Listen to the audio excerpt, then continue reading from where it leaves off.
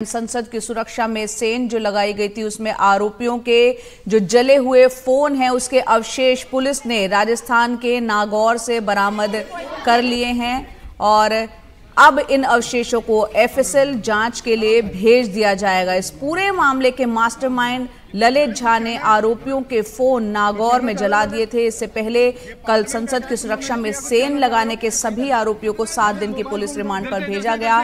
इस बीच पूछताछ में आरोपियों से कई खुलासे भी हो रहे हैं। बड़ा संदेश देने के मकसद से 7 स्मोक कैन लेकर आरोपी संसद पहुंचे थे। आरोपियों ने अलग अलग प्लान यहां पर बना रखे थे, जिसमें एक प्लान था कि संसद के बाहर प्रदर्शन का। चूंकि इससे कोई बड़ा संदेश नहीं जाता, इसलिए आरोपियों ने संसद के भीतर जाकर हंगामा करने की योजना बनाई। मुकेश सिंह सेंगर हमारे सहयोगी हमारे साथ जुड़ रहे हैं ज्यादा अपडेट के साथ। मुकेश, ये एक बड़ी खबर है, नागौर से उन मोबाइल के अवशेष बरामद हुए हैं जो कि मुख्य आरोपी ललित झा को तमाम आरोपियों ने दिए थे और बताया गया था कि उनको जला दिया गया है। और क्या क्या डिटेल्स उससे जुड़ी आ पा रही हैं? देखिए, जो आरोपी ललित झा है वो घटना वाले दिन सभी 4 आरोपियों के मोबाइल फोन लेकर नागौर भाग गया था और उसने ये चारों फोन नागौर में एक जगह पर जला दिए थे। तो दिल्ली पुलिस ने वो चारों फोन नागौर से बरामद कर लिए हैं, जिनको अब फॉरेंसिक जांच के लिए भेजा जाएगा। अभी जो पूछताछ हो रही है आरोपियों से, उससे ये बात सामने आई है कि जो आरोपी हैं वो 7 स्मोक कैन लेकर पार्लियामेंट के पास पहुंचे थे और उनका जो मकसद था वो चाहते थे कि वो जो घटना करें उससे एक बड़ा मैसेज जाए और ये खबर मीडिया में चले। तो इन लोगों ने 3 जो प्लान थे वो बनाए थे, जिसमें एक प्लान था कि संसद के बाहर प्रोटेस्ट किया जाए।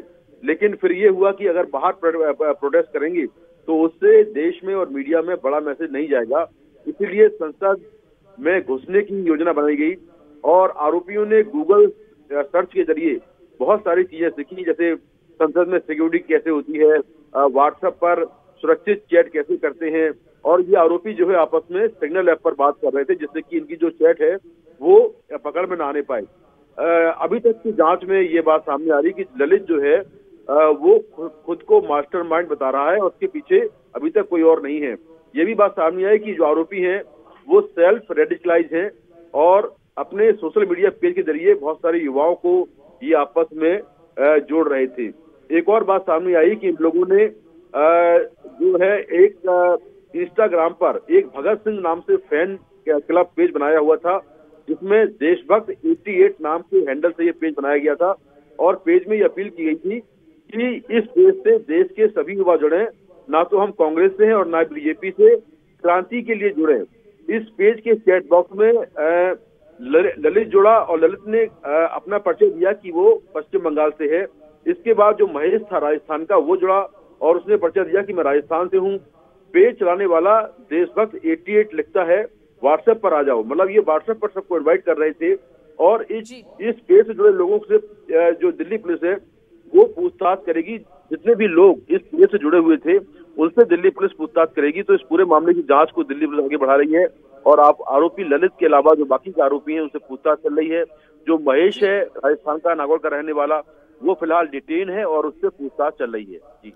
जी मुकेश, जैसा कि आप बता रहे हैं, ये जो आरोपी हैं एक फैन पेज है क्रांतिकारी भगत सिंह, उससे जुड़े हुए थे। इन्होंने एक दूसरे को जब इनवाइट भेजा, अपना तारुफ कराया, बताया कि ना हम कांग्रेस से हैं ना बीजेपी से हैं।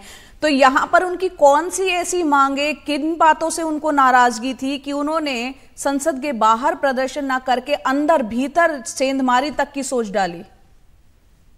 देखिए, ये जो अभी तक पूछताछ हुई है वो यही कह रहे हैं कि बेरोजगारी का मुद्दा हो, चाहे मणिपुर का मुद्दा हो या फिर तमाम जो देश के तमाम अलग अलग ज्वलंत मुद्दे हैं, इनको लेकर वो सरकार से नाराज थे और सरकार का ध्यान जो है वो आकर्षित करना चाहते थे।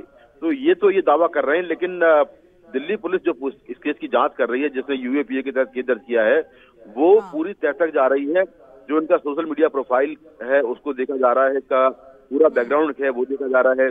क्या ये किसी से जुड़े हुए, किसी राजनीतिक पार्टी जुड़े हुए हैं या फिर किसी के आतंकी संगठन से जुड़े हुए हैं या इसके पीछे कोई और है? तो इसको लेकर जो जांच है वो बड़े पैमाने पर हो रही है और दिल्ली पुलिस की दर्जनों टीमें जो हैं वो अलग अलग जगहों पर जाकर, जहां के रहने वाले हैं वहां पर जाकर जांच कर रही हैं।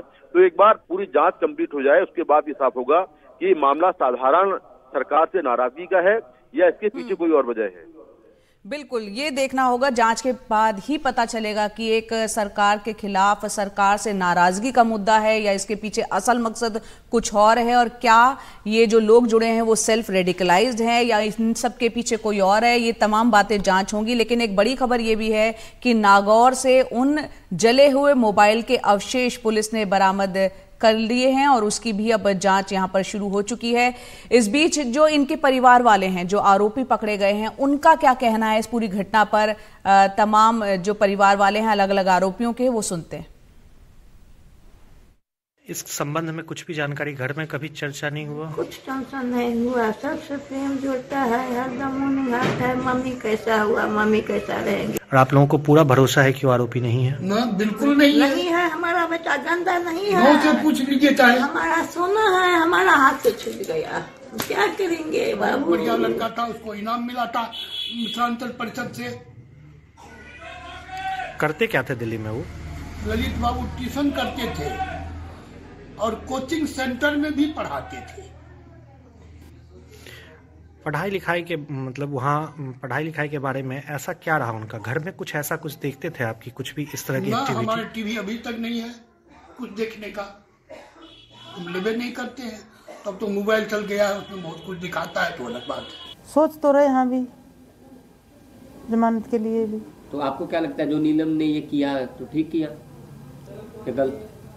इसी तो कोई बात नहीं, भी आम बच्चे परेशान हैं, बेरोजगार हैं, तो ऐसे कदम गलते उसमें ठा जा सका है भी। जो बेरोजगार बच्चे हैं, इतने पढ़े लिखे हैं भी, कहीं सरकार की भी गलती है, रोजगार नहीं दे रही, और क्या कर सकें बच्चे। हम ये कहना चाहेंगे कि मोदी योगी जी हमारे बच्चा इकलौता है, उसको छोड़ दें, हमारे बच्चे को, उसको कुछ ना करे। वो गलत मकसद से नहीं गया है, मगर उसको बहाने से ऐसा किया गया है, मगर उसका दिमाग का ऐसा नहीं है कि वो गलत उससे गया हो, अंदर गलत तरीके से उसको वहां से भेजा गया है।